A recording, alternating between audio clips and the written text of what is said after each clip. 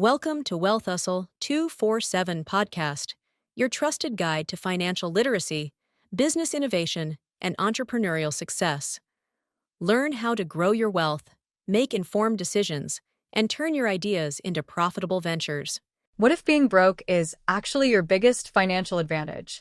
Most people never see the hidden investor secret that turns limited resources into unstoppable wealth-building power. In this video, discover why starting with nothing can give you the mindset, hunger, and leverage the rich can't buy. So what if I told you that looking at a bank balance of exactly $0 or, zero naira isn't actually the end of your business plan? Right, which sounds completely backwards. Yeah, totally backwards. Yeah. But what if it's actually your greatest advantage? Today, we're doing a deep dive into this highly provocative text that basically claims your lack of capital is exactly what makes you dangerous as an entrepreneur.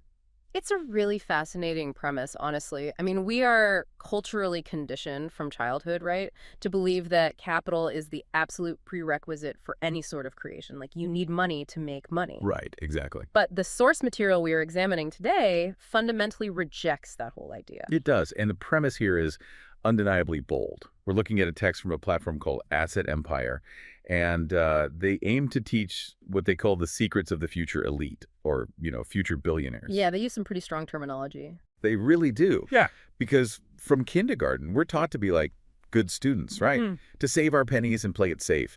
But this text looks at those hard-earned savings and just flat out dismisses them as fake money. Which is a huge claim to make. Right. It even calls traditional financial advisors fake teachers. So we're going to unpack the logic they use to justify these massive claims. And, we should probably be really clear right up front here. Our goal with this deep dive is entirely impartial analysis. We aren't endorsing this asset empire philosophy or saying their terminology is the absolute truth. Right. We're just looking at what they wrote. Exactly. But underneath all that aggressive, polarizing language, the author actually lays out a very specific 5-step $0 startup framework. And that's our mission today, right? To decode the mechanics of that exact framework. We really want to understand how this text argues that someone can transition from acting like what they call a church mouse. Such an interesting phrase. Yeah, moving from a church mouse into an inside investor.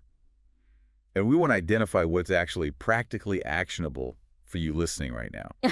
Because we need to see if this is actually realistic for someone who is literally starting from zero. Right. And it's funny because the first step in their framework isn't even a financial step. It's completely cognitive. Yeah, it's all about mindset. They claim that before you can build a business with no capital, you have to literally rewire your brain's biological response to being broke. That's right. The text institutes this absolute non-negotiable ban on the phrase, I can't afford it. Which, I get the theory behind positive thinking, but let's be real here. Yeah. Sometimes you literally just do not have the cash. Like, if I want to buy a high-end commercial property and I have $20 to my name, how does banning the phrase I can't afford it magically produce those funds? Well, it doesn't magically produce funds, and that's the core distinction the author's making here. It's not magic, it's about neurological engagement. The source argues that I can't afford it is fundamentally just a lazy phrase. Lazy. How so? Well, when you encounter a financial obstacle and you just make a declarative statement like, I can't afford it, your brain basically accepts that statement as a biological fact. It closes the loop. Oh, I see. So you just stop trying. Exactly. The cognitive effort required to solve the problem instantly drops to zero. You've basically given yourself permission to just stop thinking about it. Okay, let's unpack this a bit. So what is the alternative then? Are you supposed to just repeat a mantra that you are wealthy until it happens? No, not at all. The shift they're talking about is structural. It's moving from a statement to a question. Okay. So instead of saying, I can't afford it, you ask, how can I afford it? The text claims this simple change in syntax triggers what they call the thought engine. A thought engine. Yeah. A question is an open loop. It forces your subconscious mind into a state of creative resourcefulness. You transition from this passive acceptance of your $0 reality into active problem solving. And to illustrate this, the text actually brings up Robert Kiyosaki and his attempt to buy his first condo in Maui, which is a wild story. It really is. Because the price tag was $18,000. And he didn't have $18,000. But instead of walking away, he forced this thought engine to run. Right. He asked how. Exactly. And his solution was to use a credit card for the down payment and then use the monthly rent from the tenant to pay off the credit card debt. It is a very extreme example of forcing the brain to find a mechanism rather than just relying on your personal capital. I mean, I have to push back hard on that specific example, though, because funding a real estate down payment with a high-interest credit card it feels like trying to jumpstart a massive diesel truck Yeah, using a tiny motorcycle battery. that's a really good way to put it. Right. Like, if that truck engine, the tenant's rent, doesn't catch immediately, that tiny battery is going to completely fry. If the tenant moves out on day 2, you are totally ruined. Yeah, that is a highly rational fear, and the motorcycle battery is a perfect analogy. But the text isn't necessarily advocating for reckless, unsecured credit card debt as a universal strategy for every single person. Okay, so it's more of a proof of concept. Exactly. The Maui Kondo story is utilized as an extreme illustration of a philosophical pivot. The takeaway isn't, go max out your visa on a duplex. Yeah, please don't do that. Yeah, don't do that. The takeaway is the fundamental difference between passive limitation and active leverage. Kiyosaki didn't have the resources, so he was forced to become resourceful. You got to figure out the puzzle. Right. He had to analyze all the moving parts, the underlying asset, the projected tenant income, the available credit facility, and then he orchestrated them to bridge his own gap in capital. So the argument is that relying on your own savings actually makes you mentally soft, in a way. Like, when you have money, you just throw cash at a problem. Yes. But when you have $0, you're basically forced to build the mental muscle of engineering a solution. Precisely. The text's overarching thesis here is that a creative brain with $0 is infinitely more powerful and more resilient than a lazy brain with $1 million. All right, so let's say you're listening to this, and you've successfully fired up this thought engine. You're asking how. The engine is revving. But a creative brain with $0 still needs a product or a service, right? Absolutely. If you have zero capital to invest in research and development, how on earth do you find something valuable to offer? And that leads directly to the second step of the framework, which is locating a shoe pocket. A shoe pocket. Yes. To generate wealth without capital, you have to observe and solve a daily friction. And the beauty of this is that observing human behavior is completely free. Right. And the source goes back to Robert Kiyosaki for this again, specifically looking at his early, spectacular business failures. Yeah, he had a few of those. He originally tried to manufacture and sell these nylon and Velcro surfer wallets, and they totally bombed. Nobody wanted them at all. Which is a classic trap for entrepreneurs. He created an invention that was basically looking for a problem. Wait, so he failed with the Velcro wallets because he built the solution before he found the friction? Like, he had the entire process backward. Exactly. He was relying on a cool product idea rather than observing an actual market need. And here's where it gets really interesting, because the pivot happens when he completely shifts his focus to observation. Right. The text notes he was reading a newspaper and saw an article about a jogger. And this jogger went for a run, had a single metal car key, and had absolutely nowhere to put it in his running shorts. Very common problem. Yeah. So he hid the key on the tire of his car, but when he finished the run, the car had been stolen. Wow. Yeah, so Kiyosaki sees this and thinks, well, where do runners put their keys? And that tiny, incredibly annoying micro-frustration led to the creation of the shoe pocket. Which was just a tiny wallet that laced directly onto a running shoe, right? Exactly. And it became a global phenomenon. See, this is a crucial mechanical lesson in the text. Wealth creation, especially in a $0 startup model, does not require a massive Silicon Valley incubator. No, not at all. It just requires acute community observation.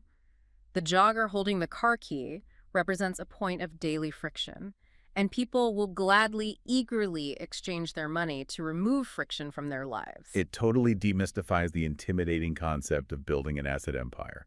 You don't have to invent the next smartphone. Yeah. You literally just need to notice someone struggling to hold a jagged piece of metal while jogging and offer them a small pouch. Yes. But this brings us to the core tension of the entire philosophy. Okay, lay it on me. Well, you've rewired your mindset. You identified a brilliant shoe pocket friction in your local community. But if you are strictly adhering to the $0 philosophy, who is paying for the nylon? Oh, right. Who is paying the factory to stitch the shoe pockets? Who's paying for the commercial real estate? And this is where the source really goes on the offensive against traditional financial advice. They do hold back nothing here. To fund the operation, they introduce the concept of OPM, other people's money. And the text makes this incredibly aggressive claim that only lazy people use their own money. It is a direct challenge to that ingrained cultural belief we talked about earlier, right? The idea that virtue lies in slowly saving up your own capital to launch a venture. Yeah, their argument is that it takes vastly more intelligence, persuasion, and just financial acumen to convince someone else to fund your operation than it does to just slowly hoard your own paycheck. Exactly. And to explain OPM, they dive into this really counterintuitive theory about how banks actually function. Because we're taught to view banks as these giant, secure vaults that just hold on to our savings, right? Yeah, we assume our savings are the bank's greatest asset. Right. But the text says no, your savings account is actually a toxic liability to the bank. And this is where we transition from mindset into mechanical financial literacy. To successfully leverage OPM, you have to fundamentally understand the bank's operational perspective. Okay, to make sure I understand the mechanics of this, I actually thought of an analogy. Let me know if this tracks. Sure, let's hear it. It's like looking at a bank holding all of our personal savings accounts as a bakery that has accidentally mixed way too much raw dough. Okay. If the bakery just lets that raw dough sit in the back room, it's totally useless. In fact, it actively costs them money. They have to pay for the refrigeration, they have to store it, and eventually, it's going to go bad. Right. So to survive, the bakery has to quickly bake that dough into bread and sell it at a markup. For the bank, the raw dough is our savings. The bank is legally obligated to pay us interest just to hold it. Yep. That's their cost of doing business. So our money is actively costing them money. They need someone to come along and take out a loan. They need an entrepreneur to bake the dough to turn that liability into a profitable asset. That is a highly accurate representation of the mechanics, actually. The deposits are an expense. They're a liability on the bank's balance sheet. Okay, makes sense. The only way the banking institution survives is by lending that deposited money out to borrowers at a higher interest rate than what they are paying the original depositors. Right, they make money on the difference. Exactly. That spread is their profit. So the loan itself becomes the bank's asset. Therefore, the entire banking system physically requires active borrowers. Wow. They desperately need people who know how to use OPM. So the bank actually wants to give you the money because if they don't offload the dough, they go out of business. Precisely. However, they aren't going to hand that raw dough over to just anyone with a $0 bank balance and like a napkin sketch of a shoe pocket. Yeah, that would be pretty bad business on their end. Exactly. You have to definitively prove you have a viable oven to bake it in. And this is where the text emphasizes the necessity of understanding your numbers, specifically a metric called NOI. NOI, net operating income, which, that sounds like the kind of accounting jargon that makes people's eyes just glaze over. It sounds intimidating, for sure, but the mechanism is beautifully simple. Okay, break it down. Net operating income is just the total revenue a business or a property generates, minus the necessary day-to-day operating expenses. So it's just the profit from running it. Exactly. It is the pure, actual cash flow before taxes and financing come into play. The text argues that your ability to accurately project and understand NOI is your real-world report card. Right. They call it your financial IQ. Yes. If you walk into a commercial bank with exactly $0 to your name, but you present a meticulously calculated NOI showing exactly how their capital will safely generate a return. They'll give you the loan. They are financially incentivized to fund you, yes. Because you're proving to them that you know how to bake their dough without burning the bakery down. Yeah. You turn their liability into an asset, and you use their money to build your own business. Exactly. But, and this is a big but, bridging the gap between having a good idea and calculating a bulletproof NOI requires rigorous training. Yeah, you don't just wake up knowing how to analyze a market. No, you definitely do not. Which moves us into the fourth step in the framework. You need an incredibly trained eye to spot real, viable deals. And the source outlines a very specific, honestly intense homework assignment to develop this eye. The 100 deal drill. Right, they call it the process of education through failing forward. Yeah. And the challenge is this. You must look at 100 deals or business ideas in 90 days without buying a single thing. The discipline required for that is immense. 100 deals in 90 days is more than one analysis per day. Yeah, that's a huge time commitment. And that explicit mandatory instruction not to buy anything is the secret ingredient there. So what does this all mean for our listener today? Like if someone wants to actually execute this 100-deal drill this week, what are they mechanically doing? Are they just aimlessly scrolling through local real estate listings or internet businesses for sale? Well, it goes much deeper than passive scrolling. It's about building an analytical database in your mind. Okay, how so? Let's say you decide you want to buy a local car wash using OPM. On day one, you look at a listing and you really have no idea what you're looking at, but you don't buy it. You build a spreadsheet. You track the asking price. Right, you're just logging data. Yes. Then you look at listing number 2 and number 10. By day 45, you are actually analyzing the daily traffic counts on the street outside the car wash. Oh, wow. You're looking at the age of the water pumps. You are calculating the local utility costs. So you're basically becoming an expert in car washes without ever owning one. Exactly. By the time you reach deal number 100, you are no longer guessing. The 100-deal drill forces pattern recognition. It separates the impulsive amateur who just falls in love with a shiny building from the future elite who can mathematically spot hidden value where everyone else just sees a mess. And the text gives a fascinating example of this pattern recognition in action with a guy named Ken McElroy. Yeah, the billboard story. Right. He used this highly trained eye to look at a seemingly boring piece of land. And on this land, there was a single billboard. Now, to the untrained eye, or to someone who maybe gave up on deal number 5, it's just a piece of metal generating a measly $5,000 a year. Which doesn't sound like much of an asset. Exactly. But McElroy saw something completely different. He bought it using OPM, and he somehow turned that $5,000 into a $50,000 passive income stream. And this perfectly illustrates the mechanics of hidden value. I mean, why was it only making $5,000? Right, why? Because the untrained owner likely signed a 10-year advertising lease a decade ago and just never looked at it again. Oh, man. But McElroy, having done the 100-deal drill, he understands the underlying metrics.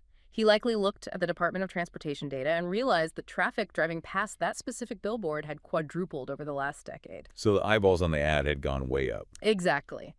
The actual market value of the advertising space had skyrocketed, but the current revenue didn't reflect it at all. So the mechanism of his wealth creation wasn't building a new billboard. It was recognizing that the old lease was drastically underpriced, acquiring the asset, and simply renegotiating the ad rates to match the current traffic data. Boom. $50,000 NOI. Exactly. He had the financial IQ to see the potential NOI that the previous owner was completely blind to. Okay, so let's say you've done it. You rewired your brain. You found a local shoe pocket friction. You analyzed 100 deals to spot the hidden value. You brought a flawless NOI projection to a bank, and you used their OPM to acquire an asset. You're generating cash flow. You've won the game, right? Well, not according to the final step in the text. In fact, the author argues that if you stop right there, you are in the most dangerous position imaginable. Yeah. The text issues a massive flashing warning here. They vehemently advise against being a solopreneur. They use that popular phrase, your network is your net worth. And while that phrase is, kind of a cliche in business seminars, the context here is highly specific and mechanical. It's not about handshakes and business cards. No, it's not about networking to find clients or schmoozing at industry events. It is entirely about defensive architecture. Right, building the empire shield. The source insists that you cannot survive alone in the business world. You are required to build a specialized team consisting of mentors, a CPA, a certified public accountant, and a corporate attorney. And they give a very specific reason for this. Yeah, to protect your new $0 startup from what they call the litigation lottery. The litigation lottery. That is an incredibly evocative and honestly accurate description of the modern legal landscape. It really paints a grim picture of a society where anyone can sue you at any moment, basically hoping to hit a financial jackpot. The text argues that if you're just a solo person operating out of your garage under your own name with no legal structure, you're completely exposed. Right. A single lawsuit from a disgruntled customer or an accidental injury can wipe out your personal savings, your car, your home, everything. And this highlights the mechanical difference between making money and keeping money. Let's look at the roles of this team. A CPA isn't just a calculator, right? They ensure you are legally optimizing your tax liabilities, because taxes are universally a business's largest single expense. But the attorney is the one who really builds the shield. Yes, the attorney is the true architect of the shield. Because they build the actual walls between you and the business. Exactly. If you operate simply as yourself, what the legal system calls a sole proprietorship, You and the business are the exact same entity in the eyes of the law. So if the business does something wrong, it's on you. If the business is sued, you are sued personally. Your personal house is on the line. But an attorney builds corporate structures, like an LLC or a C corporation. Right. These are legally distinct entities. So if your manufactured shoe pocket accidentally damages a customer's incredibly expensive designer running shoe and they decide to sue for damages, they are suing the C corporation. Exactly. They can only access the assets owned by the corporation itself. Your personal home, your personal bank accounts, those remain entirely shielded. The team is your literal armor. So let's bring all of this together because we've dismantled a lot of traditional advice today in this deep dive. We certainly have. We've traced the blueprint from having literally zero naira in the bank to building a fully armored, cash-flowing entity. We started with the absolute cognitive necessity of banishing "I can't afford it" to fire up that open-loop thought engine. Which naturally leads to active community observation, right? You use that thought engine to find a local shoe pocket, a point of daily friction that people are highly motivated to pay to solve. Then we learned the counterintuitive truth about capital. We don't have to save up our own pennies for a decade because banks actually need us to take their toxic liability, the raw dough of our savings, and use it as OPM to build an asset. But to convince them to hand over the dough, we have to prove we aren't impulsive amateurs. So we execute the grueling 100-deal drill so we can mechanically spot that $50,000 billboard where everyone else just sees $5,000 of rusted metal. And finally, we construct a defensive perimeter. We surround ourselves with a team of experts, the CPA and the attorney, to shield our newly acquired assets from the absolute chaos of the litigation lottery. So for you listening right now, whether your ultimate goal is to build a literal massive asset empire like the text describes, or honestly, if you just want to start a small, sustainable side hustle from your kitchen table, the mechanical shift is the exact same. Absolutely. Relying on mental resourcefulness rather than personal financial resources completely changes the game. And the source even has a specific call to action regarding this commitment. They instruct their readers to make their desires public. Oh, right. To literally write out or comment the phrase, "I will be rich," to create a layer of public accountability. And, regardless of how you personally feel about the bluntness of that specific phrase, there is an undeniable psychological power in declaring your goals to the world. It fundamentally alters your commitment level. It does. It externalizes that internal thought engine. It forces your intentions out of your head and into the real world where they actually have to be acted upon. Exactly. And speaking of the real world, the source material left us with one final lingering detail. It's also presented as an aside at the end of the text, but it's something I want to challenge you with today.